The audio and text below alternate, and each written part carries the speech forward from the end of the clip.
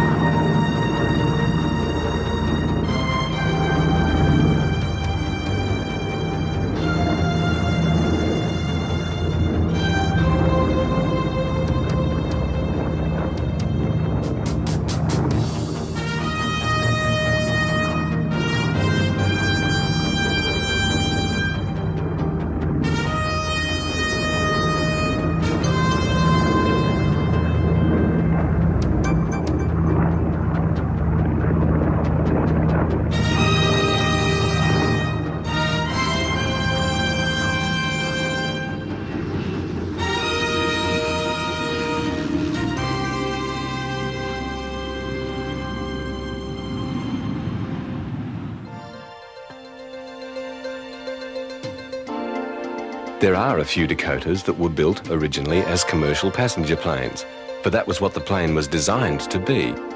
But when the US entered the war, they were considered too valuable to the war effort to be left as airliners, and even these were requisitioned by the Army.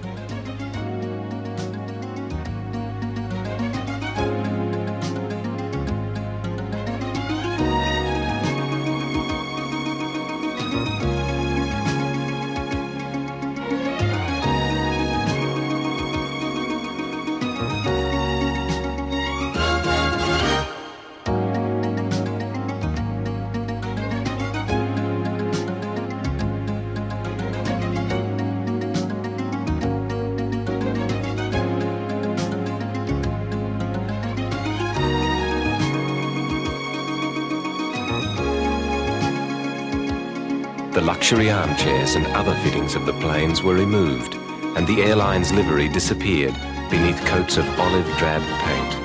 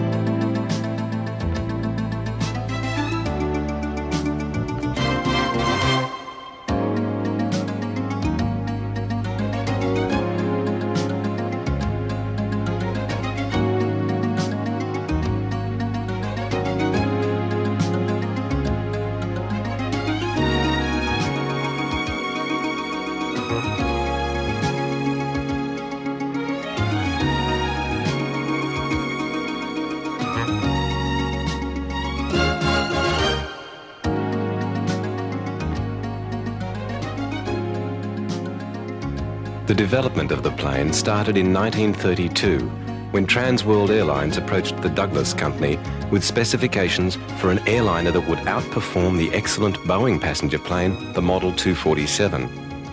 TWA had wanted to buy the Boeing, but Boeing's production was committed to United Airlines, TWA's arch rival. United was part owned by Boeing. Douglas accepted the TWA challenge, and a team set to work on the design. One of the first things they did was to study the 247 and identify the things they felt could be improved.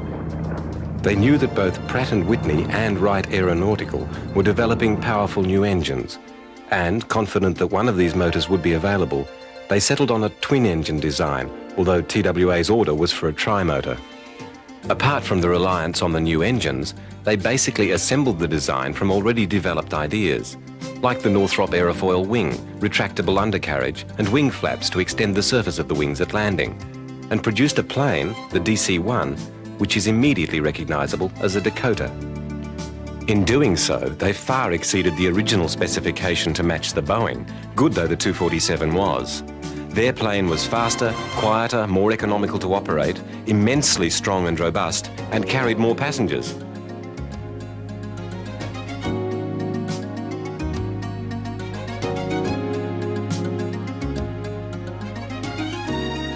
Only one DC-1 was built, and that plane crashed. But a slightly longer plane, the DC-2, went into production, and as soon as the first of them took to the air for TWA, on May the 15th, 1934, inquiries and orders started to pour in from airlines in the US and Europe.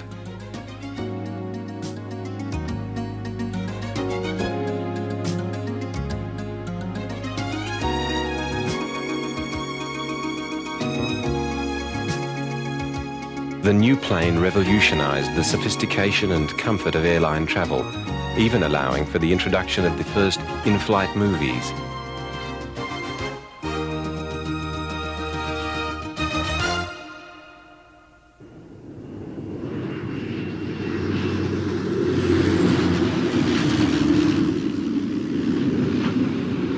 The US Army was quick to notice the Dakota and took delivery of its first example in 1935. Obviously impressed, they almost immediately ordered 2 more. All 3, though ordered as prototypes for experimentation and testing, were soon turned over to service. 18 more, with the new specification of the large double cargo doors that distinguished the C-47, were soon on order, being used not only for transport, but as communications centres.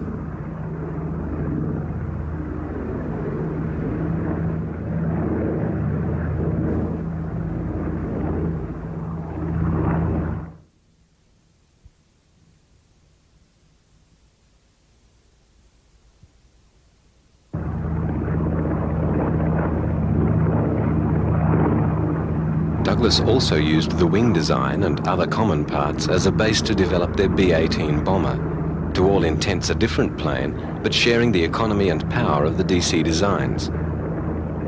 The B-18 saw limited service in World War II, primarily working as a coastal patrol aircraft. The commercial plane went from strength to strength, however, and soon development was underway on a new, further stretched, wider-bodied variant with space for comfortable bunks for the passengers, to be the Douglas sleeper transport, the DST. Fitted out as the airborne equivalent of a luxury liner, the DST took off for the first time on December the 17th, 1935. But the extra space of the new plane did not have to be devoted to bunks and sleeping compartments. It could be as easily configured without the extra windows for the upper bunks as a standard airliner. And in August 1936, the first of these planes was delivered to American Airlines, the first DC-3. With the war, production of the civilian planes stopped, and the C-47's mass production commenced. These planes saw service in every theatre of the war, in all conditions and in many roles. Their use in New Guinea was typical of their importance. On the ground, the Allies and their Japanese opponents confronted an environment where everything moved slowly, trapped in the mud of the jungle. It was only in the air that the wretched conditions could be overcome, and the C-47, as the biscuit bomber, became a major advantage that the Allies held. Allied troops could call on the Dakotas for airdrops. Airdrops backed by an efficient logistical train to meet demands for all the material needed in the front lines, from munitions to rations.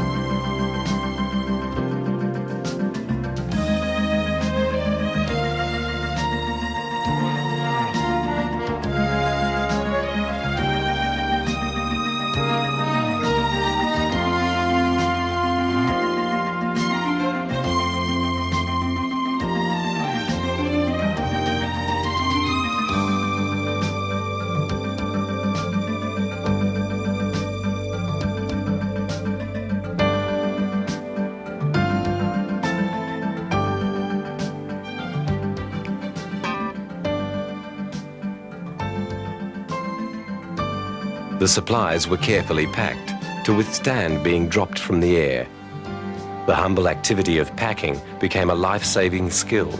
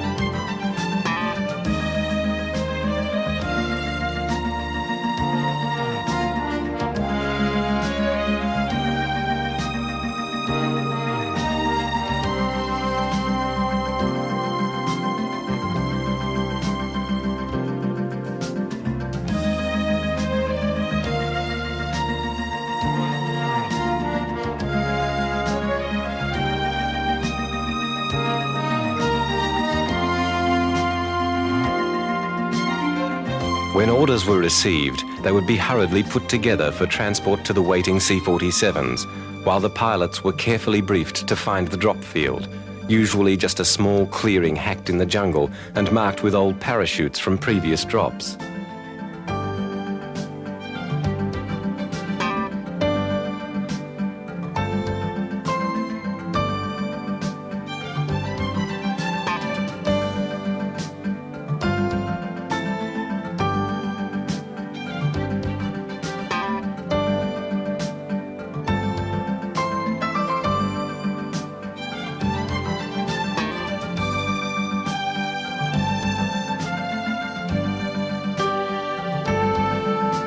By now, at the field, the C-47s were being hurriedly loaded.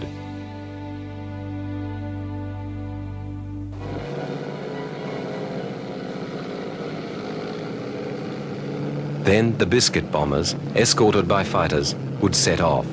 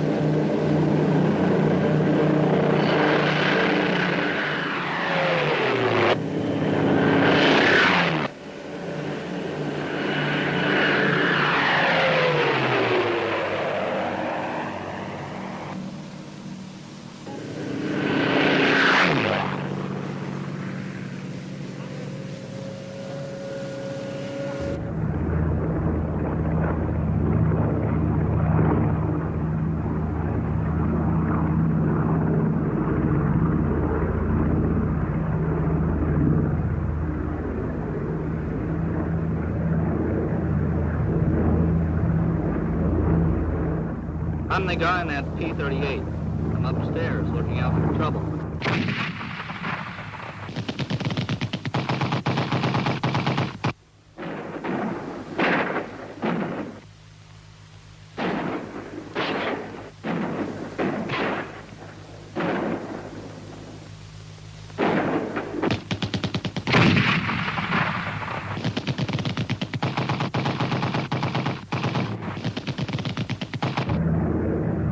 In those decisive months when the war in the Pacific finally turned against the Japanese, it was the C-47 and the parachute that combined to make the Allied victory in the jungles possible.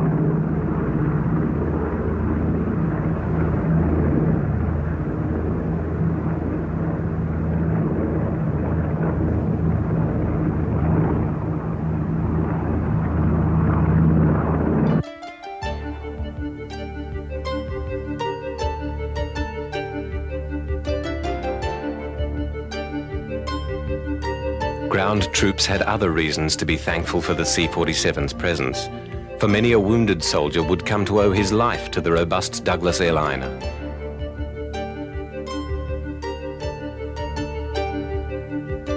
Medivac units, using C-47s, evacuated wounded from combat zones to base hospitals, with nurses tending the injured in flight. The dedication, bravery and hard work of these young nurses should never be overlooked or forgotten.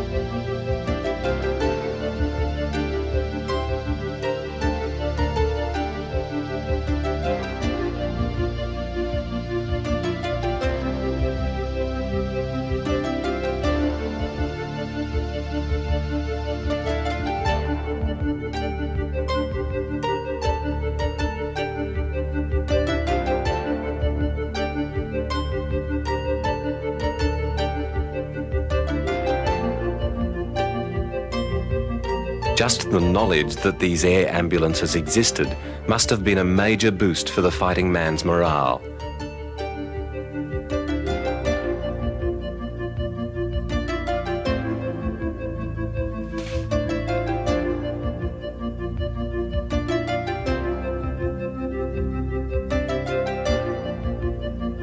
Meanwhile, the Dakota was seeing service on both sides in the Pacific, as the Japanese had started building the airliner before the war and continued to build them with gun turrets as military aircraft throughout the conflict.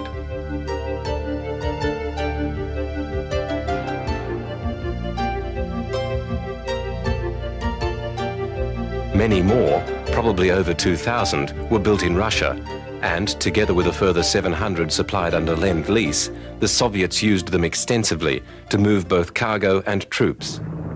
Here, carrying a Soviet parachute unit equipped for action in the winter snow, a Dakota goes into action. A far cry from the steamy jungles of the Pacific, but essentially doing the same job, helping to win the war. Germany's successful development of elite parachute troops, who had demonstrated their worth in the rout of the Allies on Crete, had prompted all the combatants to form such units.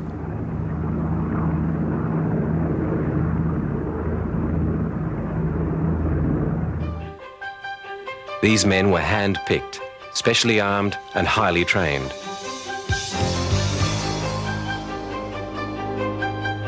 At the core of their training was, of course, the matter of jumping out of aircraft. Easy to say, perhaps, but not so easy to face. To trust in your parachute and leap, encumbered by weapons, into the air over enemy-held ground. The training on how to jump and, as importantly, how to land was extended and thorough.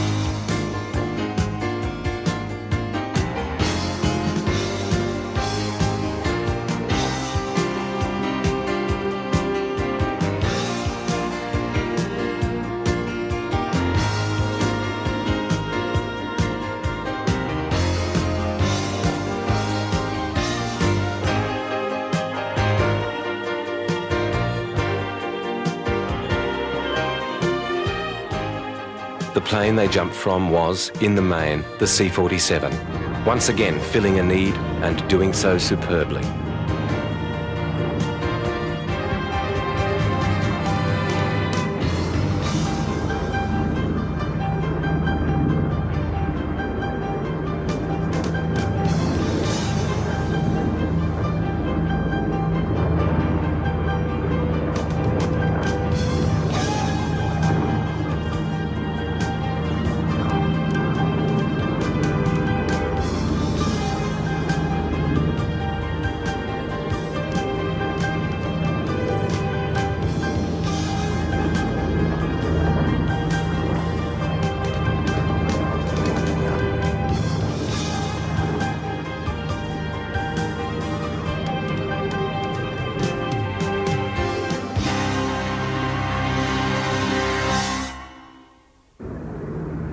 Another means of getting men to war was the glider, and in World War II, most of the Allies' glider towing was done by C-47s. The gliders were frail craft, and in actual combat they proved to be a haphazard and very risky proposition.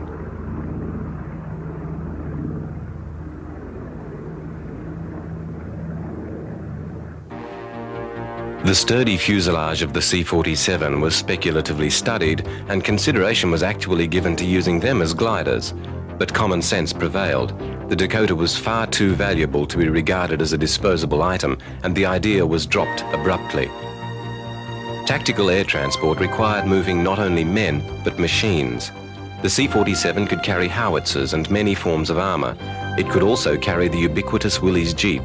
And throughout the war, huge quantities of machinery were ferried in its capacious fuselage.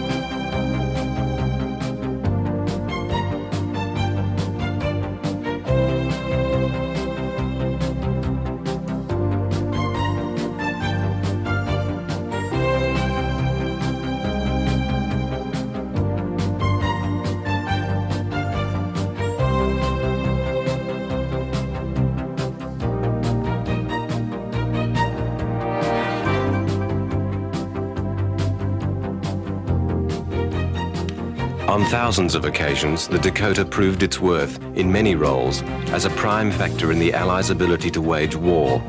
But one task could be said to have been both its most important test and its greatest success: its role in Operation Overlord, the D-Day landings at Normandy. The invasion of German-occupied Europe was the biggest movement of men and equipment over water ever undertaken.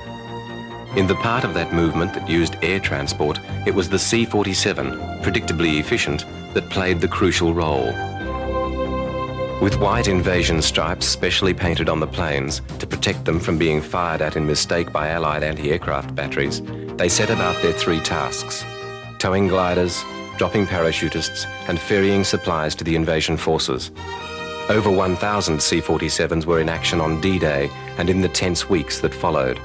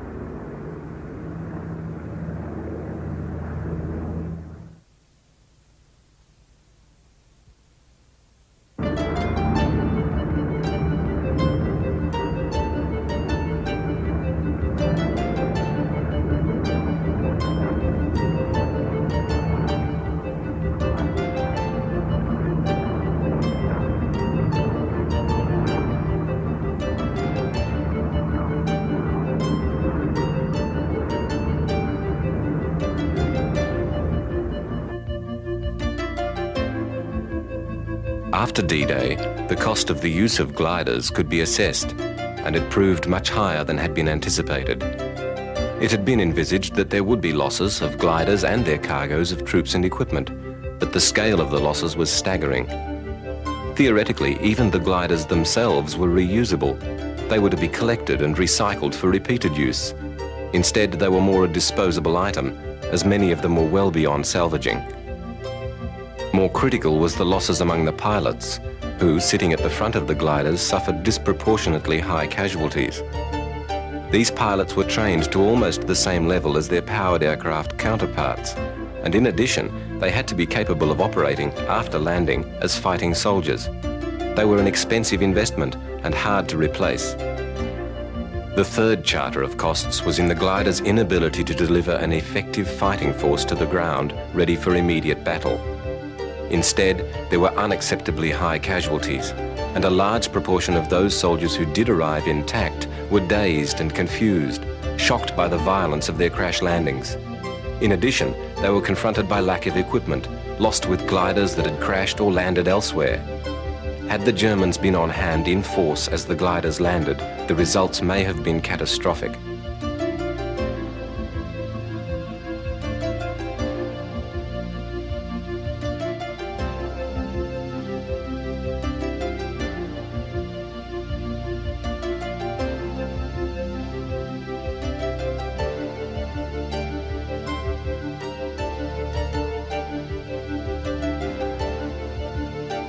The gliders were used because they were available and because the reality of their failings was not foreseen.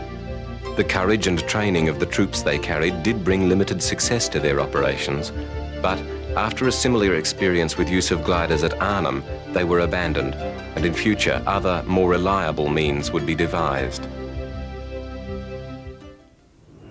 Like the DC-3, the DC-4 continued in service for many years. Often overlooked, dwarfed by the reputation of its smaller cousin, the Skymaster, with its larger size and 4 engines, could fly across the Atlantic and had a very successful career.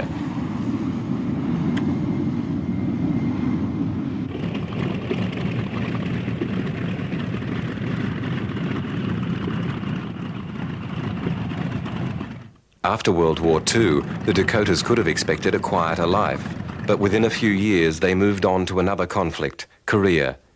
For a while in Korea, the Dakotas provided the same variety of services that they had during the World War, but other models were coming that divided the many roles of the C-47 into specialist areas.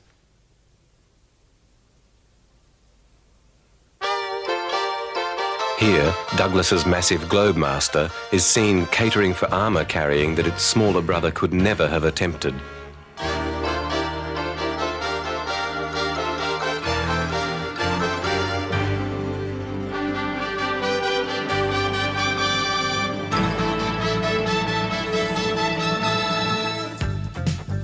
The role of parachute carrier was catered for by new, specially designed and equipped planes, like this Fairchild Packet. Its twin-boom tail permitted a rear exit, purpose-designed for dropping parachutes, whether they supported supplies or troops.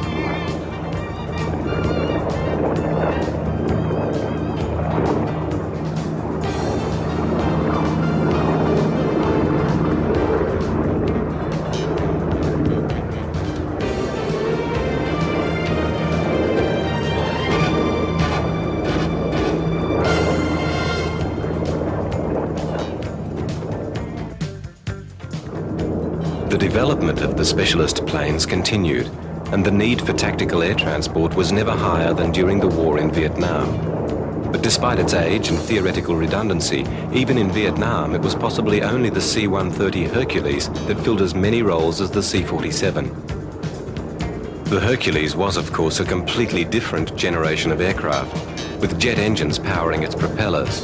But its virtues of versatility and hardiness were those that had made the Dakota legendary.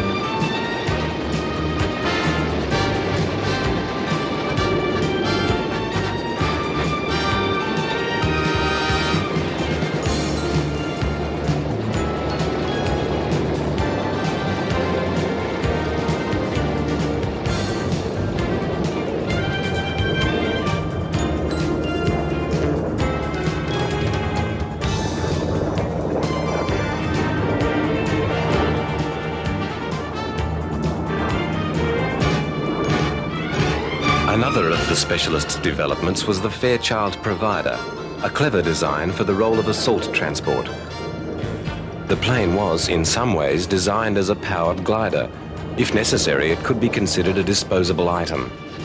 Its wings were designed to shear off if they hit something, rather than slew the plane round as the older gliders had done so disastrously at Normandy. Fortunately, the Providers rarely had to resort to making tactical crash landings.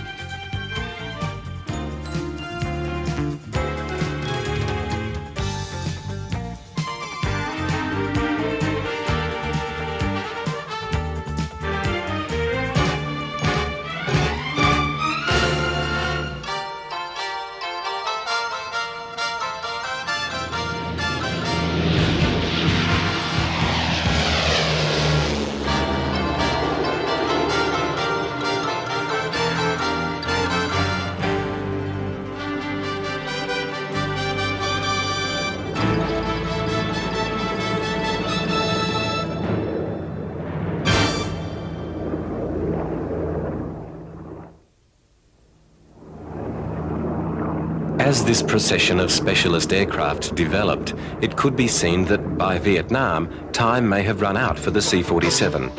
Eventually, ironically, its prime advantage was to be its versatility.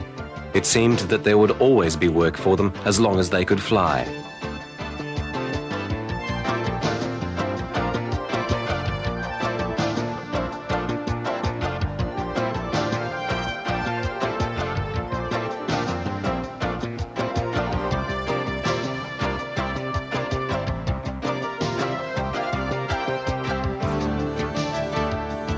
In Indochina, one of the uses of the Dakotas was in electronic warfare. Here, highly trained technicians board a specially equipped C-47, which is probably older than any of them.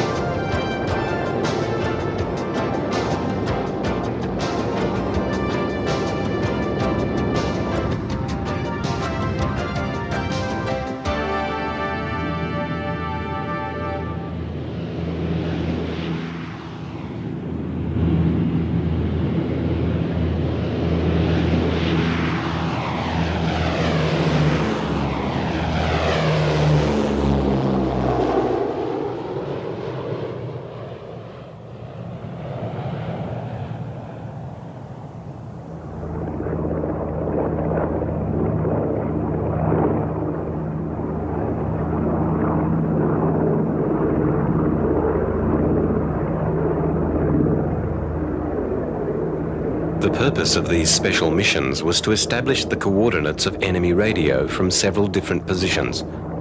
Flying low and slow, the C-47 was an excellent platform to pinpoint exactly where enemy targets were.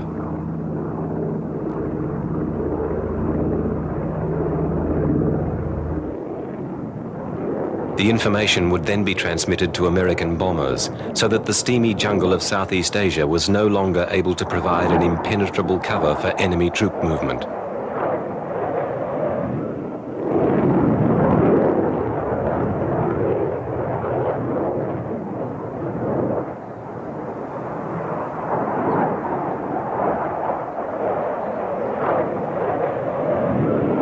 This type of operation was generally considered to be quite successful.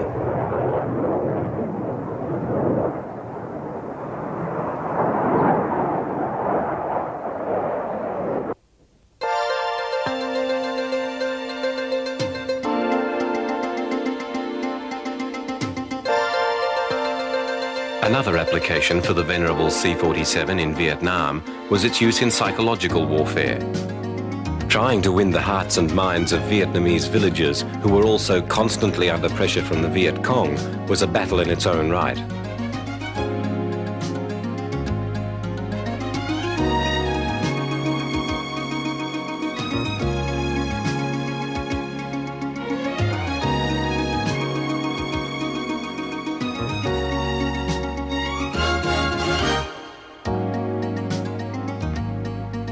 Efforts to convince members of the Viet Cong itself to defect were considered a priority. Working on the premise that in some cases the pen could be mightier than the sword, literally millions of pamphlets were printed to be scattered over the jungle. For this type of work, the durable 47 was probably more suitable than anything in the modern inventory.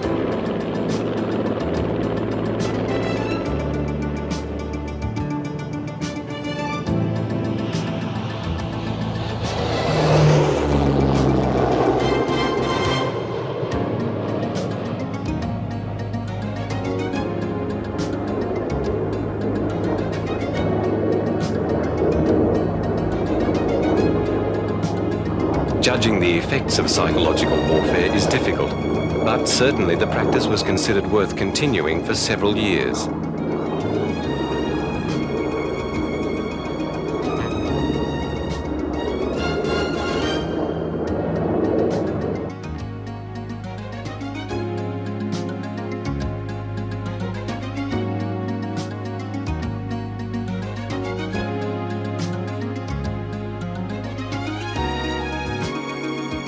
Keeping the 47s airworthy was fundamental, because a crash or even a forced landing in hostile areas of Vietnam would have dire ramifications.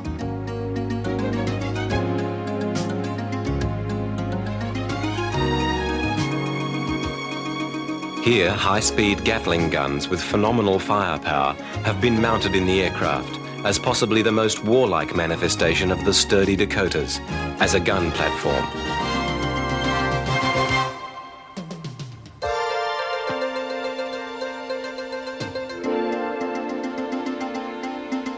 Missions would be meticulously planned so that the crew involved knew exactly what areas were to be saturated with gunfire.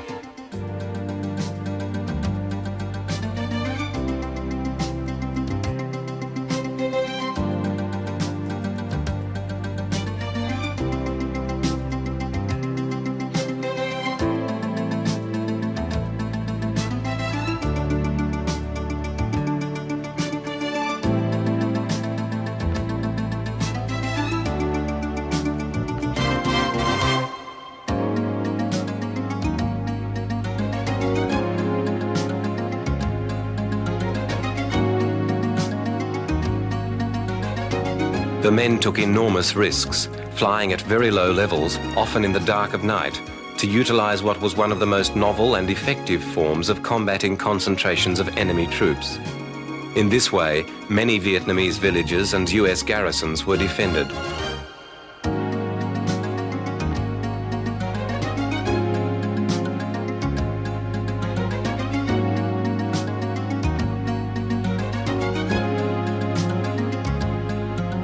Here, flares are being loaded on board, past the ugly snout of one of the Gatling guns.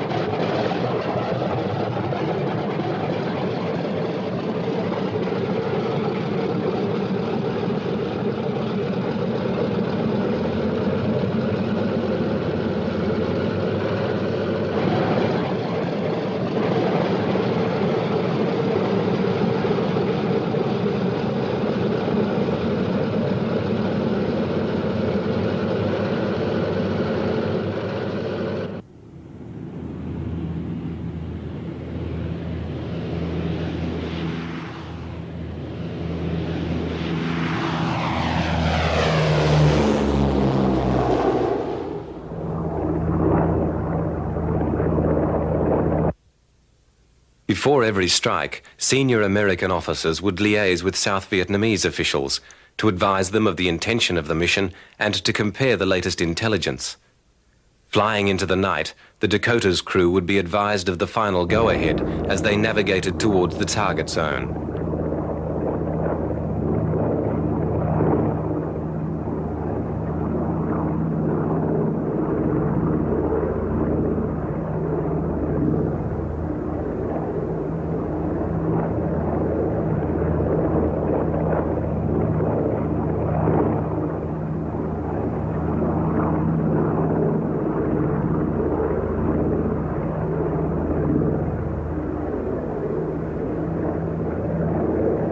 The difficulties these men encountered and the risks they took were considered to be worthwhile.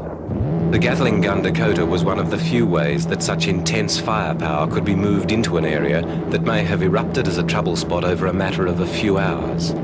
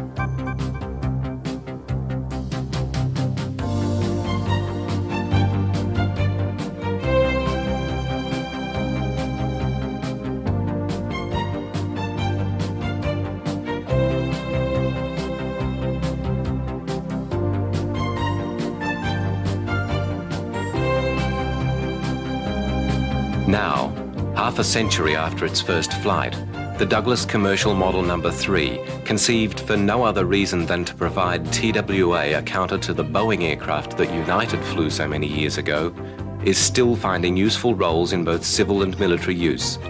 And it poses the question, does a really good design ever become obsolete? Those who served and flew on the legendary Dakota would surely know the answer. Back in 1953, the United States Air Force awarded its highest non-combatant civilian decoration, the Exceptional Service Award, to Donald W. Douglas. The citation reads, Donald Wills Douglas distinguished himself by rendering exceptional service to the United States Air Force and his country through his contribution to the development of military and civilian aviation over the past 40 years. The soundness of his technical skill is best illustrated by the DC-3, which unquestionably ranks as the best single airplane ever built. That unqualified assessment of the plane is still one that very many people around the world would wholeheartedly endorse.